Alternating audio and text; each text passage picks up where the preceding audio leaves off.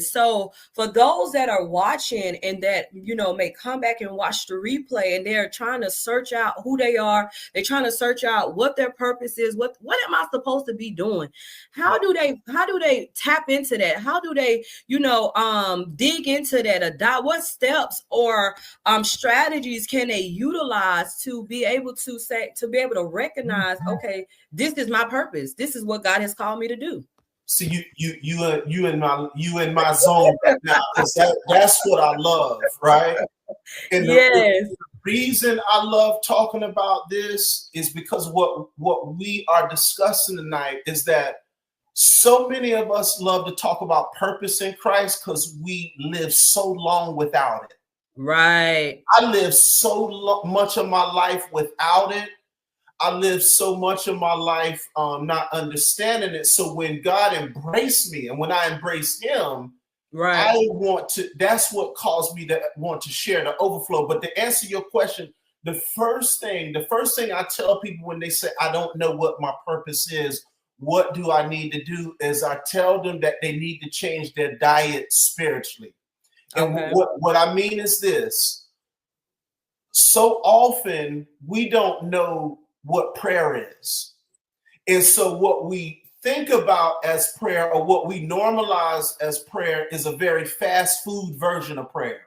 So what we like to do is just call on God only when there's an emergency. So a lot of us only have a tragedy level prayer life. Ooh. And what that means is only when the bills ain't right, when my kids ain't acting right, when my spouse ain't acting right, when my people at my job not acting right. That's the only time God hears from us. That's right? It.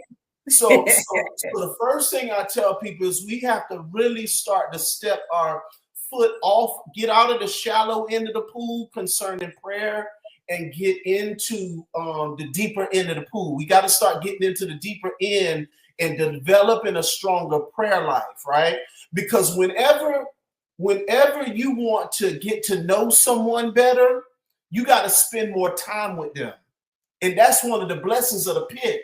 Because see, when you're in the pit, your prayer life changes. Come on.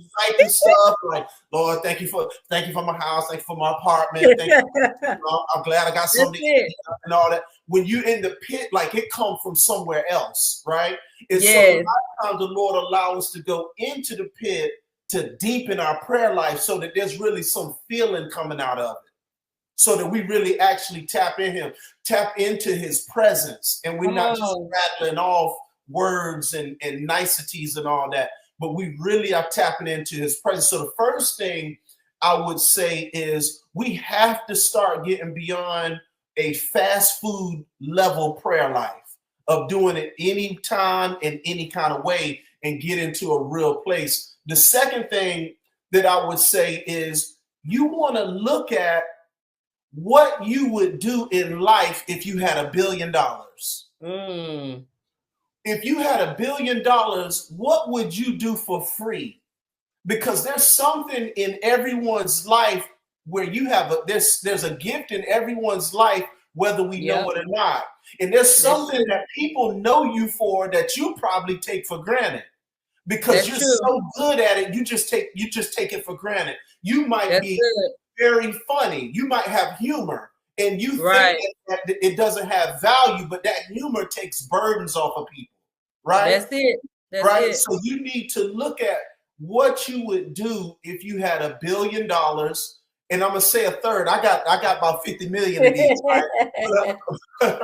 I'm gonna say a third one as well. Right. Here's a third one.